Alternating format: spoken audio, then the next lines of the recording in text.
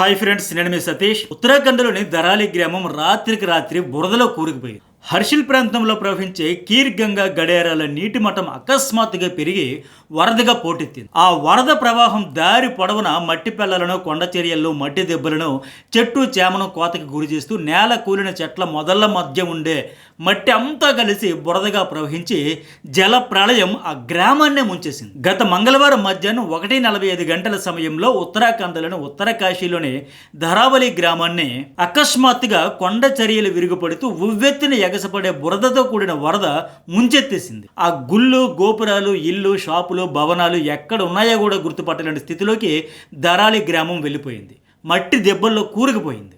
కేవలం 2 గంటల వ్యవధిలోనే షుకీ పర్వత ప్రాంతంపై 2 సార్లు క్లౌడ్ బరస్ట్ జరిగింది. దీంతో దరాలి ప్రాంతంలో మంగళవారం 27 సెంటీమీటర్లకు పైగా వర్షం కుండపోతగా కురిసింది. ఈ దెబ్బకు కొండల మీద నుంచి నీరు దరాలి గ్రామాన్ని ముంచెత్తింది. కానీ ఎక్కడో కొండల్లో పెద్ద విస్ఫోటనం జరిగింది. దానివల్ల ఇలా నీరు బురదతో కలిసి ముంచెత్తిందని నిపుణులు చెబుతున్నారు. లేదంటే 27 సెంటీమీటర్ల వర్షానికి ఇంత తీవ్రంగా వరద రావడం కష్టమని కూడా అంచనా వేస్తుంది. ఈ ఉత్పాతంలో ఇప్పటి వరకు ఎంతమంది చనిపోయారనే లెక్కలు కూడా సరిగా లేవు. ఇప్పటి వరకు 17 మంది చనిపోయినట్లు ప్రాథమికంగా గుర్తించారు. మరో 70 మంది ఆచూకీ గల్లంతైపోయింది. వాళ్ళు బతికున్నారో బురదలో సజీవ సమాధి అయిపోయారో తెలియని పరిస్థితి. కనీసం వాళ్ళకి సాయం చేసేందుకు భద్రతా దళాలు, ఎన్డీఆర్ఎఫ్ బృందాలు కూడా అక్కడికి వెళ్లలేని పరిస్థితి నెలకొంది. ఈ దరాలి గ్రామానికి వెళ్లే అన్ని రోడ్లు కొట్టుకుపోయాయి. వరద నీరు విరుగుపడ్డ కొండ చర్యల వల్ల ఆ ప్రాంతంలోని వంతెనలు పూర్తిగా దెబ్బతిన్నాయి. 5 నేషనల్ హైవేస్, 7 స్టేట్ హైవేలు సహా మొత్తం 163 దారుల్లో రాకపోకలు పూర్తిగా నిలిచిపోయాయి. అయితే ఇలా బురదతో కూడిన వరద ఊళ్ల మీద విరుచుకుపడడం, ఊళ్ళనే మట్టి దెబ్బలుగా మార్చేసి సజీవ సమాధి చేసేయడం వెనుక కొందరు మనుషులు చేసిన తప్పులే ఉన్నాయి.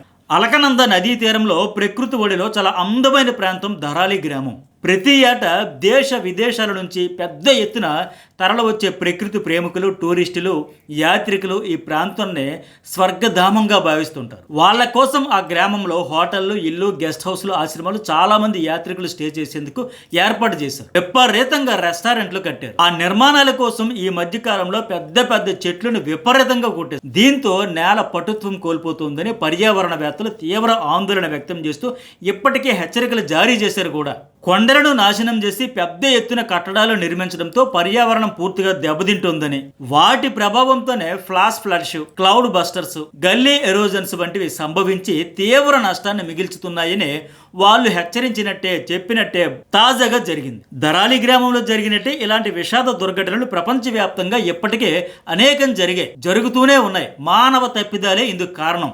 మహారాష్ట్రలోని రాయ్గఢ్ జిల్లాలోని కలాపూర్ తాలూకాలోని ఇర్షాల్వాడి గ్రామంలో 2023 జూలై 20న ఏకధాటిగా వర్షం పడుతూనే ఉంది. రాత్రి 10:30 గంటల సమయంలో ఒక్కసారిగా భూమి కంపించింది. ఉన్న పలంగా కొండ చర్యలు స్థానికుల ఇళ్ల మీద విరిగిపడ్డాయి. అప్పుడే నిద్రలకు జారుకుంటున్న జనంలో 12 మంది సజీవ సమాధి అయిపోయారు. 103 మంది మట్టి పెళ్లల కింద చిక్కుకుపోయారు. ముంబై, పుణె పాత రోడ్డులను ఉన్న ఎత్తైన కొండ దిగువన ఉన్న ఇర్షాల్వాడి గ్రామంలో 48 కుటుంబాలు ఉండేవి. 228 మంది నివసించేవాళ్ళు అక్కడ. 3 రోజుల్లో 499 మిల్లీమీటర్ల వర్షపాతం నమోదైంది. ఈ గ్రామంలో కొండ దగ్గర నవీ ముంబైకి నీటిని సరఫరా చేసే మోర్బే డ్యాము రిజర్వాయర్ ఉంది.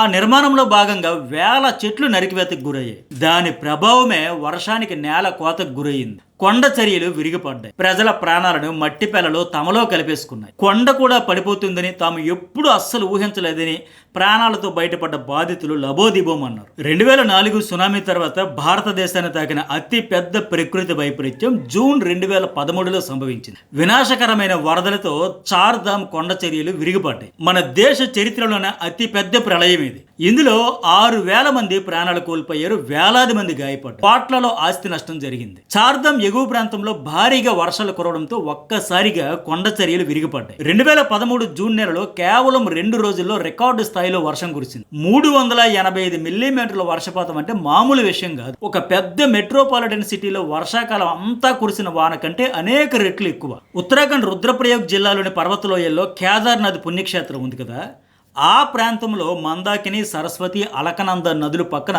పెద్ద పెద్ద నిర్మాణాలు చేపట్టారు. విచ్చలవిడిగా కట్టేసి ఇల్లు, షాపులు, హోటళ్లు, లాడ్జిలు ఆ నదుల గతినే మార్చేసేలా చేశారు. ఒకప్పుడు ఎంత పెద్ద వానలు పడినా, ప్రవాహం ఎంత ఉధృతంగా వచ్చినా నదుల నడక సాఫీగా సాగిపోయేది. కానీ ఎప్పుడైతే ఈ నిర్మాణాలు, ఈ భవనాలు విచ్చలవిడిగా కట్టడం మొదలుపెట్టారో వాటి కోసం నదుల్లో తవ్వకాలు మొదలుపెట్టారు. ఆ నదీ తీరంలోని పెద్ద పెద్ద చెట్లను నరికేశారు.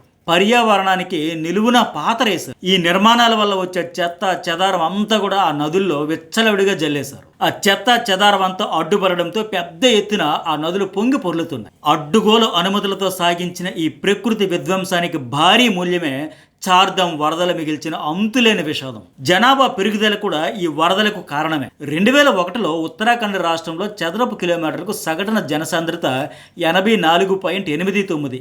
అదే 2011 నాటికి 100.86కి పెరిగింది. పెరిగిన జనాభాతో ఇళ్ల నిర్మాణం కూడా విపరీతంగా పెరిగింది. కొండలు, నదులు తేడా లేకుండా ఇళ్ల నిర్మాణాలు చేపట్టారు. ఇది ఇలాంటి ప్రకృతి విపత్తులకు ప్రధాన కారణాల్లో ఒకటిగా మారుతుంది. అసాధారణ వర్షాల ఫలితంగా కొండ చర్యలు విరిగిపడి మితిమీరిన పర్యాటకం కూడా దెబ్బతీసింది. ఢిల్లీ సహా ఉత్తరాది రాష్ట్రాలకు చెందిన వ్యాపారులకు, సంపన్నులకు ఉత్తరాఖండ్ రెండో నివాస స్థానం అయింది. అంటే అక్కడ ప్రశాంతంగా హ్యాపీగా వీకెండ్ కానీ హాలిడేస్ కానీ ఎంజాయ్ చేసేదానికి గెస్ట్ హౌస్ల మాదిరిగా చాలా ఇల్లు కట్టేశారు. అలాగే పర్యాటకులు, యాత్రికులు విపరీతంగా పెరగడం వల్ల హోటళ్ళు, లాడ్జిలు, రెస్టారెంట్లు, డార్మెటరీలు, స్మాల్ టైమ్ వెండర్లు అన్నింటికీ తలుపులు బార్లా తెరిచేశారు. ఇదే కేదార్నాథ్ దుర్ఘటనకు ప్రధాన కారణమైంది. అయితే ఇలాంటి దుర్ఘటనలు మన దేశంలో కాదు, విదేశాల్లో కూడా జరుగుతున్నాయి. చైనా కూడా ఇలాంటి ముప్పై ఎదుర్కొంటుంది. చైనాలో అనేక నగరాల్లో ఎప్పటికప్పుడు సడన్ గా భూమి కుంగిపోతుంది. దీంతో పెద్ద పెద్ద భవనాలు అలా పేక మేడల్లా కూలిపోతున్నాయి. ఇల్లు నేలమట్టం అవుతుంది. వేగంగా డెవలప్ అయిన నగరాలలో భూమి కుంగిపోవడం ఈ మధ్య మరింత పెరిగింది. సమస్యకు మూల కారణాలేంటో తెలుసుకునేందుకు చైనా పరిశోధకులు 20 లక్షలకు మించి జనాభా కలిగిన 85 నగరాల్లో కారణాలు అన్వేషించారు. వాళ్ళ పరిశోధనల్లో షాకింగ్ ఫ్యాక్ట్సే బయటపడ్డాయి. పట్టణ ప్రాంతాల్లోని దాదాపు 16% భూమి ఏడాదికి 10 మిల్లీమీటర్ల చొప్పున వేగంగా కుంగిపోతుంది. దీనిని శాస్త్రవేత్తలు వేగవంతమైన క్షీణతగా గుర్తించారు. ఈ పరిశోధనలో తేలిన షాకింగ్ ఫ్యాక్ట్ ఇంకోటి ఏంటంటే 6,70,00,000 మంది ప్రజలు భూమి వేగంగా కుంగిపోయే ప్రాంతాల్లో జీవిస్తున్నారు అనే భయంకరమైన వాస్తవాలు తెలుసుకుని టెన్షన్ పడుతున్నారు. షాంఘై, టియాన్జిన్ నగరాలు ఇప్పటికే 3 మీటర్ల మేర కుంగిపోయాయని కూడా గుర్తించారు. చైనాలో అతిపెద్ద బొగ్గు గనుల్లో ఒకటైన షింగ్డింగ్ జాన్ ఉత్తర ప్రాంతం ఏడాదికి 109 మిల్లీమీటర్ల చొప్పున కుంగిపోతుంది. చైనాలోని బొగ్గు ఉత్పత్తి కేంద్రాలు 1600 బావుల నుంచి ఏటా బిలియన్ల లీటర్ల నీటిని తోడేస్తున్నారు. పెద్ద పెద్ద మోటార్లు పెట్టి నిరంతరం ఈ వాటర్ని తోడేస్తూనే ఉంటున్నారు. భూ క్షీణత పెరిగిపోవడానికి ఆ నీళ్లు తోడేయడం కూడా ప్రధాన కారణమని ఆ చైనా పరిశోధకులు తేల్చారు. అలాగే బ్రెజిల్లో కూడా ఇలాంటి విషాద ఘటనలు జరిగాయి. ఆ దేశంలోని కాంగో రాజధాని కింగ్షాషా నగరంలో 2 ఏళ్ల క్రితం భూమి కోతకు గురైంది. సడన్ గా భూమి కుంగిపోవడంతో చాలా ఇళ్లు భూమిలోకి కుంగిపోయాయి. నివాస ప్రాంతాలు లోయలుగా మారిపోయాయి. లోతైన అగాధాలు ఏర్పడ్డాయి. ఆ దుర్ఘటనలో 60 మంది ప్రాణాలు కోల్పోయారు. ఇలా ఉన్న పలంగా నేల కుంగిపోవడాన్ని గల్లీ ఎరోజన్స్ అంటారు. ఇండోనేషియా, ఆస్ట్రేలియా సరిహద్దులతో ఉన్న పపువా న్యూ గినియాలోని ఎంబాలి గ్రామాన్ని మే 24, 2024లో ఒక పెద్ద వరద ముంచెత్తింది. తెల్లవారుజామున 3 గంటల సమయంలో మౌంట్ ముంగాల కొండ చర్యలు ఎంబాలి గ్రామం మీద విరుచుకుపడ్డాయి. పెద్ద ఎత్తున పడిన మట్టి పెళ్లలు కొన్ని వందల ఇళ్లను ముంచేశాయి. సుమారు కిలోమీటర్ వరకు కొండ చర్యలు పడ్డాయి. దీంతో 2000 మందికి పైగా ప్రజలు నిద్రలోనే సజీవ సమాధి అయిపోయి పడుకున్న వాళ్ళు పడుకున్నట్టుగానే ప్రాణాలు కోల్పోయారు. కేవలం ప్రకృతి వనరుల విధ్వంసమే ఈ ప్రళయాలకు కారణం. మితిమీరిన నీటిని వినియోగిస్తూ తిరిగి ఒక చెంబుడు నీళ్లు కూడా భూములకు పంపించే విధంగా ఇంకుడు గుంతలు లాంటివి కనీసం చేయకపోవడం, పట్టించుకోకపోవడం, కొన్ని వేల చెట్లను నరికేస్తున్న పట్టుమని 10 మొక్కలు కూడా నాటకపోవడం కూడా ఈ ప్రకృతి వైపరీత్యాలకి కారణం. కొండలపై విచ్చలవిడిగా తవ్వకాలు జరిపి భవనాలను కట్టేయడం, చెట్లను కుట్టేయడం ఇవే ఈ కొండ ప్రాంతాల్లో ఆకస్మిక వర్షాలు, వరదల ముప్పునకు ప్రధాన కారణం. వీటి వల్లే ఈ క్లౌడ్ బస్టర్స్ తో పాటు గల్లీ ఎరోజన్స్ ఇవి ఆగనంత వరకు ప్రకృతి విలయ తాండవాన్ని ఆపడం కష్టమే. అకస్మాత్తుగా వేలాది ప్రాణాలు బురదలో ఇలా కూరుకుపోవలసిందే.